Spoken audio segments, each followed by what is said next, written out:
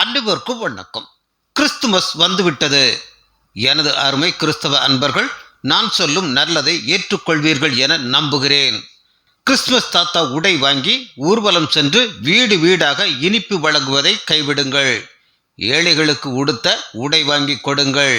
Christmas மரம் நடுகிறேன் என்ற பெயரில் லட்சக்கணக்கான மரங்களை வெட்டாதீர்கள். அந்த பணத்தை ஏழை விவசாயிகளுக்கு கொடுத்து உதவுங்கள். வீட்டை வண்ண ஒளி விளக்குகளால் அலங்காரம் செய்து மின்சாரத்தை வீணடிக்காதீர்கள். படிக்க புத்தகம் வாங்கி கொடுத்து ஏழை மாணவர்களின் வாழ்வில் ஒளியேற்றுங்கள். வீட்டில் விதவிதமான கேக் வகைகளை செய்து சாப்பிடாதீர்கள். அந்த பணத்தில் ஆதரவற்ற ஏழைகளுக்கு உணவிடுங்கள். கஷ்டப்படும் ஏழைகள் மருத்துவத்திற்கு கொடுத்து உதவுங்கள். கிறிஸ்துமஸ் தினத்தன்று சர்ச்சுக்களில் பட்டாசு வெடிப்பது கேவலமான காரியம் என்பதை தெரிந்து கொள்ளுங்கள். இது சுற்றுச்சூழலுக்கு அபாயமானது. அந்த பணத்தை ஏழை குழந்தைகளின் படிப்பிற்கு கொடுத்து உதவுங்கள். ஈவு இரக்கம் இல்லாமல் வாயில்லா ஜீவன்களை அறுத்து கொன்று பிரியாணி செய்வது பாவம். தயவு செய்து வெஜிடபிள் பிரியாணி செய்து சாப்பிடுங்கள்.